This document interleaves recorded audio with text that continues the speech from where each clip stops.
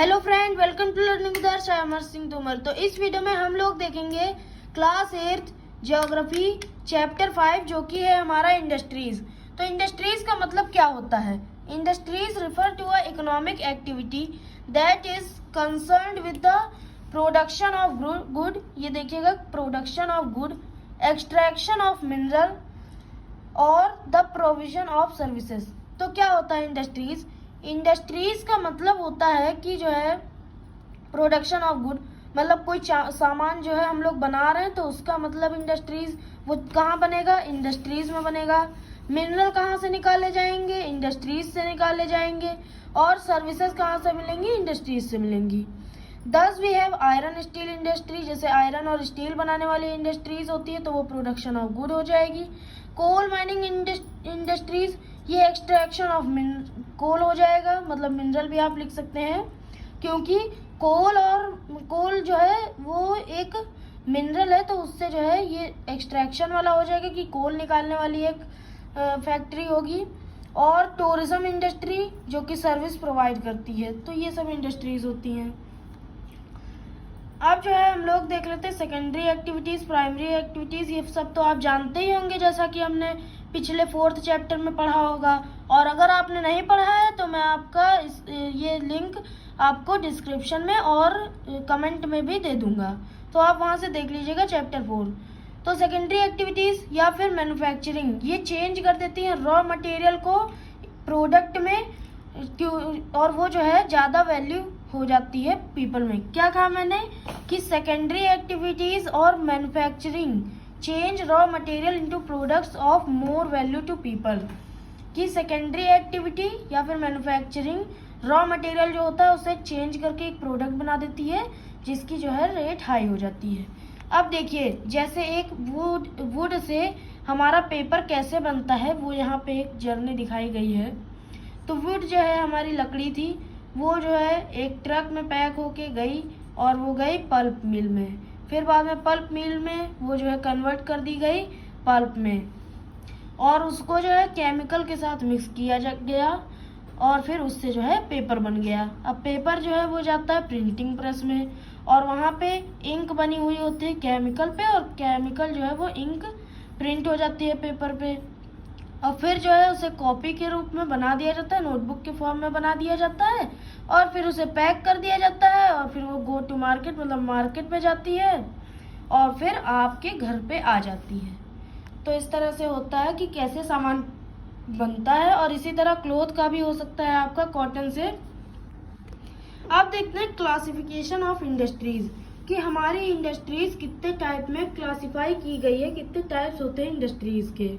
तो जो है इंडस्ट्रीज रॉ मटेरियल के बेसिस पे क्लासिफाई की गई है, साइज के बेसिस पे और ओनरशिप के बेसिस पे। तो रॉ मटेरियल पे कौन कौन सी आती हैं? 4 होती हैं: agro based industries, mineral based industries, marine based industries और फॉरेस्ट बेस्ड इंडस्ट्रीज। साइज में स्मॉल स्केल और लार्ज स्केल। ओनरशिप में private sector, public sector, joint sector, cooperative sector. तो इन सबको एक एक करके हम लोग देखते हैं।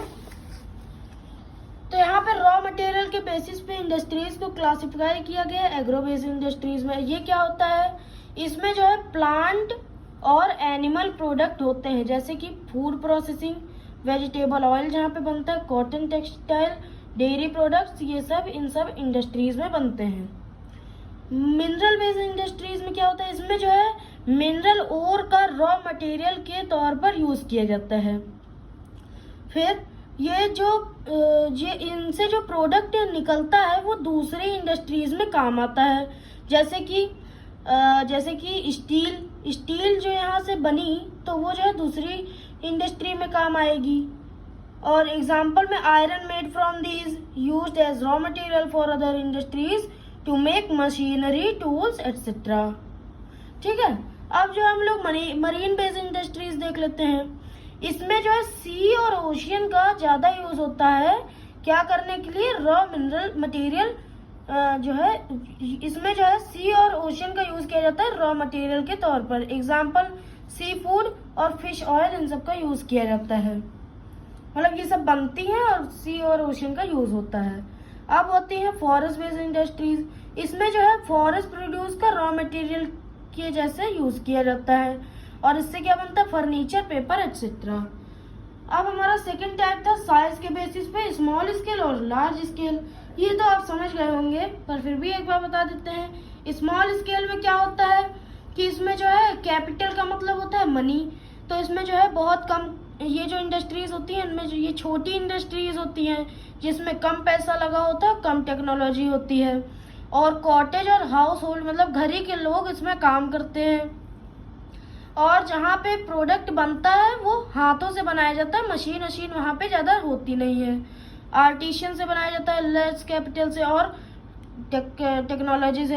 एग्जाम्पल, जहाँ पे बास्केट बनता है, सिल्क बनता है और सिल्क वीविंग जहाँ पे होती है, और पॉटरी जहाँ पे पॉट और बनते हैं, तो वो सब इनका सबका एग्जाम्पल है।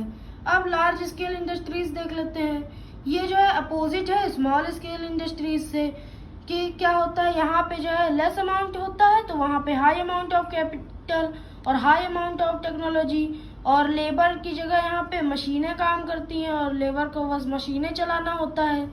और एग्जाम्पल में आयरन और आप लिख सकते हैं और बहुत सारे लिख सकते हैं, जैसे सी फर्नीचर भी हो सकता है, सी फूड मैन्युफैक्चर, जैसे यहाँ पे मशीनरी भी यहाँ पे बनाई जाती है लार्ज स्केल इंडस्ट्रीज पे। अब ओनरशिप के बेसिस पर देख लेते हैं कि इंडस्ट्रीज जो है कैसे क्लासिफाई की गई हैं। तो प्राइवेट सेक्टर इंडस्ट्रीज, प्राइवेट का मतलब ही आप समझ गए होंगे कि ये जो है किसी अकेले इंसान के द्वारा, यानी हम लोगों के जैसे इंसान के द्वारा चलाई जाती है, या फिर कोई 3-4 इंडिविजुअल जो ग्रुप बना लिया जाता है इंडिविजुअल का, वो सब अपना 50-50 पैसा देते हैं और जो है उनसे चलाई जाती है। एग्जाम्पल में Tata iron and steel industry, Jamshedpur etcetera. फिर पब्लिक सेक्टर में ये जो है गवर्नमेंट के द्वारा ओन की जाती है, जैसे एग्जाम्पल में Hindustan aeronautic limited and steel authority of India limited. ठीक है। अब जॉइंट सेक्टर इंडस्ट्रीज में क्या होता है, ये जो है स्टेट के द्वारा ओन की जाती है और इंडिविजुअल के द्वारा, या फिर ग्रुप ऑफ इंडिविजुअल। तो एग्जाम्पल में मारुति उद्योग लिमिटेड। फिर अब कोऑपरेटिव सेक्टर इंडस्ट्रीज में क्या होता है, इसमें जो है जो मतलब जो रॉ मटेरियल को प्रोड्यूस कर रहा है, यानी कि जैसे जो वुड लाता है वही जो है इसे चलाता है। जैसे कि जो आनंद मिल्क यानी कि अमूल आनंद मिल्क यूनियन लिमिटेड, तो ये जो है ये अपना खुद का रॉ मटेरियल यानी खुद का दूध निकालता है और इसी को बेचता है। और एग्जाम्पल में सुधा डेयरी। ठीक है, तो ये सब हो गए हमारे टाइप। अब देखिए factors affecting location of industries, मतलब कि कौन कौन से फैक्टर हैं जो लोकेशन ऑफ इंडस्ट्रीज मतलब कि कहाँ इंडस्ट्रीज लगेगी उनको अफेक्ट करते हैं। तो यहाँ पे ट्रांसपोर्ट हो गया, लैंड हो गया, पावर हो गया, raw material, water, labour, capital, market, इन सब के बेसिस पर इंडस्ट्रीज जो है वो अफेक्ट होती हैं। कि जहाँ पे लैंड बेकार होगा तो वहाँ पे खेती नहीं की जा सकती, जहाँ पे पावर नहीं होगा तो वहाँ पे इंडस्ट्रीज चल नहीं पाएंगी, जहाँ पे रॉ मटेरियल ही नहीं होगा तो जो इंडस्ट्रीज कैसे काम करेंगी, वाटर नहीं होगा तो कैसे होगा, इस तरह से जो है होता है। जहाँ पे पैसे नहीं होगा तो इंडस्ट्रीज कैसे बनेंगी। अब इंडस्ट्रियल सिस्टम देख लेते हैं। An industrial system consist of input, process और आउटपुट। तो ये तो आपको पता ही होगा, इनपुट क्या होते हैं इंडस्ट्रीज में, raw material, labour, cast of land, cost of land है ये, कास्ट नहीं, cost of land, transport, power, और प्रोसेसिंग क्या होगा, ginning, spinning, weaving, dyeing etcetera. Output क्या होता है, जो फिनिश प्रोडक्ट होता है या फिर अर्न मनी होता है। ठीक है। अब इंडस्ट्रियल रीजन, बहुत सारे इंडस्ट्रियल रीजन है, जैसे कि north America, eastern north America, western, central Europe, eastern Asia. Major industrial areas tend to be located in the temperate areas near seaport and near coalfield। तो जो है मैंने क्या बताया कि eastern north America, western and central Europe, eastern Europe and eastern Asia, तो ये सब जो है मेजर इंडस्ट्रियल रीजन है। और मेजर इंडस्ट्रियल रीजन उनको जो है टेंड होना पड़ता है लोकेटेड इन टेम्परेट एरियाज, मतलब ये सब टेम्परेट एरियाज में होते हैं और सी पोर्ट के पास में मेजर होते हैं, मेजर इंडस्ट्रियल रीजन, और या फिर कोल फील्ड के पास में। अब जो है देखते हैं इंडिया में जो है कहाँ कहाँ इंडस्ट्रियल रीजन है। तो मुंबई में पुणे क्लस्टर, बेंगलोर तमिलनाडु, हुगली रिवर के पास में अहमदाबाद, बड़ौदा, छोटा नागपुर इंडस्ट्रियल बेल्ट, छोटा Nagpur industrial belt, Visakhapatnam Guntur belt, फिर गुड़गांव दिल्ली, मेरठ एंड कोलम, तिरुवनंतपुरम। तो ये सब जो है हमारे इंडिया के इंडस्ट्रियल रीजन है।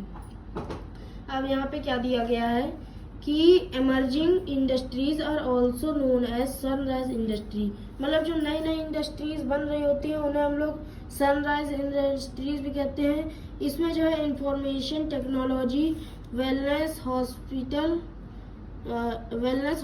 एंड नॉलेज, तो ये सब इनमें होता है। फिर अब ग्लॉसरी देख लेते हैं। Smelting is the process in which metal are extracted from their ores by the heating beyond the melting plant. तो जो स्मेल्टिंग मतलब कि जो है मेटल जहाँ से एक्सट्रैक्ट किया जाता है उनकी ओर से बाय हीटिंग। अभी इसको डायग्राम से आपको समझाते हैं। ये देखिए डायग्राम है, तो अभी ये वाला पेज पढ़ लेते हैं, फिर इस डायग्राम को देखेंगे तब हम लोग इससे समझेंगे। तो यहाँ पे क्या है, डिस्ट्रीब्यूशन ऑफ मेजर इंडस्ट्रीज। तो यहाँ पे आयरन और स्टील इंडस्ट्रीज के बारे में दिया गया है। ये जो है इसके प्रोडक्ट यूज़ किए जाते हैं रॉ मटेरियल के तरह बाकी इंडस्ट्रीज में। इनपुट क्या होते हैं, आयरन और coal, limestone, labour, capital, site etcetera. और मेकिंग ऑफ स्टील, स्टील कैसे बनती है, the raw material is put in the blast furnace where it undergoes smelting, it is refined, the output obtained is steel. फिर steel के बारे में देख लेते हैं। ये जो है टफ और इजीली शेप किया जा सकता है, कट भी किया जा सकता है और इसे वायर भी बनाया जा सकते हैं। Special alloys of steel can be made by adding small amount of other metal such as aluminium, nickel, copper. तो स्पेशल अलॉय बनाए जा सकते हैं स्टील में क्या ऐड करके, एल्यूमिनियम, निकल और copper. Alloys give steel unusual hardness, toughness और ability to resist rust। तो जो है इसमें एलॉय जो है ये स्टील को दे देते हैं अनयूजुअल हार्डनेस, मतलब ज़्यादा हार्ड हो जाती है, टफ हो जाती है, और जो है इसमें रस्ट भी ज़्यादा नहीं लगती। इसे कहा जाता है backbone of the modern industries, मतलब मॉडर्न इंडस्ट्रीज की backbone. Almost everything we use is made of steel, हम जो भी चीज़ यूज़ करते हैं वो स्टील की बनी होती है। जैसे vehicle, machinery, pipeline, tool, safety pin etcetera. 1800 AD से पहले आयरन और स्टील इंडस्ट्रीज जो है लोकेट होती थी, जहाँ पे raw material, running water, power supply easily available थी। 1950 के बाद आयरन और स्टील इंडस्ट्रीज कहाँ पे होने लगी लोकेट, जहाँ पे large areas of flat land थे और सी पोर्ट के पास, क्योंकि इस समय में स्टील वर्कर्स जो है वो बहुत ज़्यादा large become very large and iron ore had to be improve from overseas. तो उस समय में जो है आयरन और सीज के ऊपर से निकाला जाता था।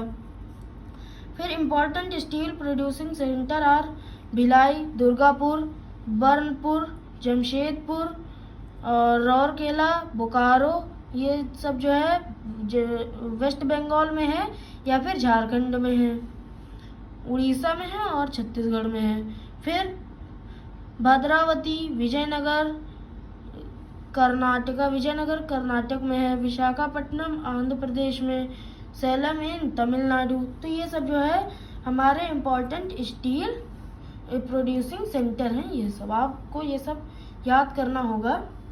तो आप अगर 4-5 भी याद कर लेंगे तो आपका काम चल जाएगा एग्ज़ाम में। 4-5 ही लिखने को आते हैं एग्ज़ाम में, ऐसा थोड़ी ना हो जाएगा कि जो है 10 लिखने को आएंगे, केवल 5 ही लिखने को आते हैं एग्ज़ाम में। तो आप इनमें से कोई भी 5 याद कर सकते हैं। फिर अब यहाँ पे देखते हैं हम लोग, ये देखिए, ये एक इस तरह का शेप बनाया जाता है जिसमें जो है यहाँ से आयरन और लाइमस्टोन और कोक डाला जाता है और इसे खूब ज़्यादा हीट किया जाता है ब्लास्ट फर्नेस में, और यहाँ से हॉट एयर निकलती है, यहाँ पे जो है फिर बाद में जब बहुत ज़्यादा गर्म हो जाता है तो यहाँ से स्लैग आ जाता है और यहाँ से मोल्टन आयरन आ जाती है और उसी से स्टील फिर बना लिया जाता है। अब जमशेदपुर के बारे में पढ़ते हैं। 1947 के पहले ये जो है केवल एक आयरन स्टील प्लांट था देश में, जो टाटा आयरन और स्टील कंपनी लिमिटेड, टिस्को जिसे हम लोग कहते हैं। ये जो है प्राइवेटली ओन किया जाता था। इंडिपेंडेंस के बाद गवर्नमेंट ने जो है इनिशिएटिव लिए और सेटअप कर दिए सेवरल आयरन और स्टील प्लांट। टिस्को जो है वो स्टार्ट हुआ था 1907 में एट साकची। साकची को ही बाद में जमशेदपुर नाम दिया गया और नियर कॉन्फ्लुएंस मतलब होता है संगम of reverse Subarnarekha and Kharkai इन झारखंड। तो ये कहाँ पे है, आपको बुक में एक मैप बना होगा, आप उस पर से देख सकते हैं, जो सुबर्णरेखा और खारकाई रिवर के पास में है। मतलब जहाँ पे वो दोनों रिवर मिलती हैं वहाँ पे ये इंडस्ट्री आपकी है टिस्को वाली। जमशेदपुर जो है वो most convenience situated iron and steel centre था। तो ये कन्वीनियंटली जो है क्या मतलब होता है कि जो है पुराना, ठीक है, पुराना होता है इसका मतलब। सिचुएटेड आयरन स्टील सेंटर था कंट्री में, मतलब बहुत ही पुराना जो है आयरन स्टील सेंटर था अपने देश में। साकची जो है उसे चूज किया गया setup steel plant for several reason. मतलब इसी जगह पे क्यों स्टील प्लांट सेटअप किए गए, क्योंकि ये जो है ये प्लेस केवल 32 किलोमीटर अवे है Kalimati station on the Bengal Nagpur railway line. तो मतलब रेलवे लाइन भी पास में है जहाँ से इसको ट्रांसपोर्ट किया जा सकता है। It was close to the iron ore coal and manganese deposit. और ये जो है आयरन ओर और कोल मैग्नीज डिपॉजिट के भी पास में है, as well as Kolkata which provide large market. तो कोलकाता के पास में है जहाँ पे इनको बहुत ज़्यादा आराम से सामान इनका बिक जाएगा। यहाँ पे टिस्को होगा, मैंने टिसो लिख दिया है, यहाँ पे टिस्को होगा। तो टिस्को जो है पाता है कोल कहाँ से, झरिया कोल फील्ड और आयरन ओर से, ठीक है। लाइमस्टोन डोलोमाइट मैग्नीज कहाँ से पाता है, उड़ीसा और छत्तीसगढ़ से। फिर government initiative provide adequate capital. तो जो गवर्नमेंट इनिशिएटिव हुए थे तो उन्होंने जो है बहुत ज़्यादा पैसा प्रोवाइड किया इसको बाद में लेटर डेवलपमेंट के लिए। जमशेदपुर जो है वो several other country industries plant were set up after TISCO. तो टिस्को में जो है टिस्को के बाद जमशेदपुर में कई सारे अलग अलग इंडस्ट्रीज जो है आने लगे। वो जो है केमिकल प्रोड्यूस करते थे, लोकोमोटिव प्रोड्यूस करते थे, एग्रीकल्चरल इक्विपमेंट प्रोड्यूस करते थे, मशीनरी, टेम्पलेट, केबल और वायर ये सब प्रोड्यूस करते थे। Indian iron and steel industries में कंसिस्ट होता है large integrated steel plant as well as mini steel mills. It also includes secondary producer rolling mills and ancillary industries. तो ये सब आई होप कि आपको समझ में आ गया होगा। अब आगे देखते हैं आगे क्या है पिट्सबर्ग के बारे में। ये जो है इम्पोर्टेंट सिटी है यूएसए की जो कि स्टील प्रोड्यूस करती है। तो जो है the steel industries at Pittsburgh enjoys favourable geographical condition such as. तो जो है ये पिट्सबर्ग में ही क्यों किया गया इंडस्ट्रीज को, क्योंकि कोल जो है वहाँ पे बहुत ज़्यादा आसानी से है अवेलेबल है। आयरन जो है आ जाता है आयरन माइन से माइनसोटा में जो कि है, और ये 1500 kilometre about 1500 kilometre from Pittsburgh. तो ये जो है पास ही में है, इसीलिए जो है यहाँ से आ जाता है आयरन। फिर द फेमस ग्रेट वाटरवे। तो जो है वाटरवे भी इन्हें बेस्ट रूट प्रोवाइड कर देता है शिपिंग करने के लिए between Minnesota and Pittsburgh. Train carry कर देती हैं ओर को ग्रेट लेक्स से जो है पिट्सबर्ग तक। ये जो है प्रोवाइड किया गया था ओहियो, मोनागेला एंड एलेगने रिवर के द्वारा। तो यहाँ पे ये सब रिवर हैं। It has many factories other than steel mill. तो इसके पास बहुत सारी फैक्ट्रीज हैं स्टील मिल को ही छोड़ के। These use steel to make many different product. तो ये सब लोग जो है स्टील को बहुत अलग अलग चीज़ें बनाने के लिए यूज़ करते हैं, जैसे कि rail road equipment, heavy machine और रेल्स। तो अब हम लोग देख लेते हैं कॉटन टेक्सटाइल के बारे में। The cotton textile industries is one of the oldest industries in the world. ये सबसे पुरानी इंडस्ट्रीज़ है दुनिया में। ये जो है till the industrial revolution in the 18th century cotton cloth was made using hand spinning techniques, wheel and looms. तो जो है पहले 18th सेंचुरी तक ये जो है कैसे बनाया जाता था, हाथों से लोग इसे बनाते थे, ठीक है। और 18th century power loom facilitated in development of cotton textile industries. First Britain में जो है मशीनरी आई and later in other part of the world. Today India, China, Japan and the USA are important producer of cotton textile। तो ये सब जो है हमारे important producer हैं टेक्सटाइल से। कौन कौन से? इंडिया, चाइना, जापान और USA। Indian hand spun and hand woven cloth are already had a wide market. तो ये जो है बहुत ज़्यादा फेमस थे इंडिया के जो हैंड स्पन थे चीज़ें। और the muslin of Dhaka, chintz of Machilipatnam, calicos of Calicut and gold wrought cotton of Burhanpur, Surat and Vadodara were known as worldwide for their quality and design। तो ये सब जो है जगह जो है बहुत ज़्यादा फेमस हैं अपनी क्वालिटी और डिज़ाइन के लिए। But the product of hand woven cotton textile was expensive and time consuming. तो ये जो है हाथ से बनाया हुआ प्रोडक्ट जो है एक्सपेंसिव है और टाइम कंज्यूमिंग है। यहाँ पे देख लेते हैं क्या डू यू नो, क्या आपको पता है? तो ये क्या है? The name of great lake. तो जो बड़ी बड़ी लेक हैं कौन कौन सी? Superior, Huron, Ontario, Michigan and Erie. तो इसमें जो है सुपीरियर जो है वो सबसे बड़ी लेक है इन पांचों लेक में, और ये जो है सबसे हाई मतलब सबसे ज़्यादा पहाड़ों पे पाई जाती है बाकी सबसे। और यहाँ पे वर्ड ओरिजिन देख लेते हैं। द टर्म टेक्सटाइल, ये टेक्सटाइल आता है ये लैटिन वर्ड से आता है जिसका मतलब होता है वीव करना। तो first successful mechanised textile mill was established in Mumbai in 1854। तो जो सबसे पहली सक्सेसफुल मैकेनाइज्ड टेक्सटाइल मिल वो इस्टेब्लिश हुई थी मुंबई में 1854 में। Warm moist climate apart for importing machinery available of raw material and skill labour resulted in rapid expansion of the industries in the region. तो ये सब चीज़ें इनको मिल गई थी जो कि फैक्टर अफेक्टिंग इंडस्ट्रीज में हम लोगों ने जाना था। तो वही सब चीज़ें इन सबको एक ही जगह पे मिल गई थी, तो ये जो है बहुत जल्दी फ्लरिश कर गई। तो जो है ये सब बहुत ज़्यादा फ्लरिश हो गई स्टेट महाराष्ट्र और गुजरात में, क्योंकि यहाँ पे ह्यूमिड क्लाइमेट था। पर आजकल ह्यूमिडिटी जो है वो आर्टिफिशियल भी बनाई जा सकती है।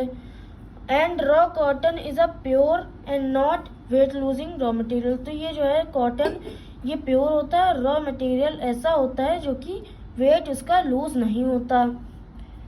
So this industries has spread to other part of India, Coimbatore, Kanpur, Chennai, Ahmedabad, Mumbai, Kolkata, Ludhiana, Puducherry and Panipat. ये सब जगह पे जो है ये सब फैल गए और ये सब इम्पोर्टेंट सेंटर हैं। अब हम लोग अहमदाबाद के बारे में पढ़ते हैं। ये जो है गुजरात के बैंक पे मौजूद है, साबरमती रिवर के बैंक पे। यहाँ पे जो है सबसे पहली मिल इस्टेब्लिश हुई थी 1859 में। तो ये जो है सेकेंड लार्जेस्ट टेक्सटाइल सिटी बन गया इंडिया की आफ्टर मतलब मुंबई के बाद में।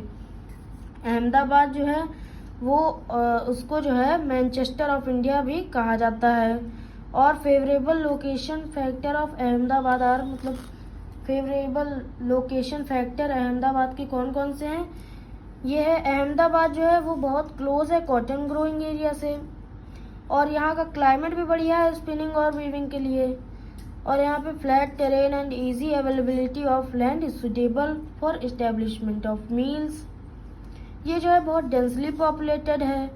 कहाँ पे? गुजरात और महाराष्ट्र में, जो कि प्रोवाइड करते हैं स्किल और semi skilled labour. Mumbai port इनके पास है, जो कि फैसिलिटेट करता है importing of machinery and export of cotton textile. पर आजकल जल्दी ही में अभी कुछ सालों में कई सारी जो टेक्सटाइल मिल है, मतलब जो कॉटन कपड़े बनाने वाली मिल है, वो जो है बंद हो गई हैं हमारे भारत में, क्योंकि कई सारी नई इंडस्ट्रीज़ आ गई हैं बहुत जगह पे। और हमारी जो है जो मशीन थी उनको अपग्रेड भी नहीं किया गया और टेक्नोलॉजी को भी अपग्रेड नहीं किया गया, तो जो है हमारी ये सब अहमदाबाद की और बाकी जगह की जो मशीनरी और ये इंडस्ट्रीज़ हैं, ये सब जो है बंद हो जा रही हैं। ओसाका के बारे में पढ़ते हैं। ये जो है इम्पोर्टेंट टेक्सटाइल सेंटर है जापान का, इससे जो है मैनचेस्टर ऑफ जापान भी कहते हैं। इंडस्ट्री ने डेवलप, ये इंडस्ट्री ओसाका में ही डेवलप क्यों हुई, क्योंकि जो है यहाँ पे प्लेन था, बहुत प्लेन एरिया थी और इंश्योर करता था ग्रोथ ऑफ कॉटन मिल, मतलब यहाँ पे कॉटन बहुत ही आसानी से उग जाता था। और यहाँ पे वार्म और ह्यूमिड क्लाइमेट था, जो कि स्पिनिंग और वीविंग के लिए वेल सूटेड है। और रिवर योडो जो है उसे सफिशिएंट वाटर प्रोवाइड कर देता था और यहाँ पे लेबर भी बहुत इजीली अवेलेबल था, पोर्ट फैसिलिटीज़ थी और कॉटन इंपोर्ट किया जाता था इजिप्ट, इंडिया, चाइना और यूएसए से यहाँ पे, और यहाँ पे फिर बनाया जाता था इसे कपड़ा में। फिर after it is replaced by other industries such as iron and steel machinery, ship building, automobile, electric equipment, cement. तो इसे जो है फिर बाद में इसे केवल कॉटन के काम के लिए ही नहीं रखा गया, बाद में इसमें क्या बन गया, आयरन और स्टील बनने लगा, मशीनरी बनने लगा, शिप बनने लगे और गाड़ियाँ बनने लगी और इलेक्ट्रिकल इक्विपमेंट बनने लगे और सीमेंट बनने लगी। जो फर्स्ट टेक्सटाइल मिल हमारे कंट्री में वो इस्टेब्लिश हुई थी फोर्ट ग्लॉस्टर में, जो कि कहाँ है, कोलकाता के पास में, 1888 में। पर ये जो है कुछ ही समय में जो है बंद हो गई। फिर यहाँ पे क्या आपको पता है, एक बॉक्स में दिया गया है, तो about 1/3 of the Indian textile, जो हमारी भारतीय टेक्सटाइल है उनका 1/3 industries total production is exported. तो जितना भी हमारा प्रोडक्शन होता है उसका 1/3 जो है एक्सपोर्ट यानी कि दूसरे देश में भेज दिया जाता है। तो ये था हमारा चैप्टर ज्योग्राफी का 5 चैप्टर इंडस्ट्रीज। तो वीडियो अच्छी लगी हो तो लाइक कर दीजिएगा, चैनल को सब्सक्राइब करके बेल आइकन को प्रेस कर दीजिएगा और वीडियो को अपने फ्रेंड्स के भी साथ शेयर कर दीजिए ताकि उन्हें भी इसी तरह की वीडियो मिल जाए। मिलते हैं अगले वीडियो में, तब तक के लिए थैंक यू।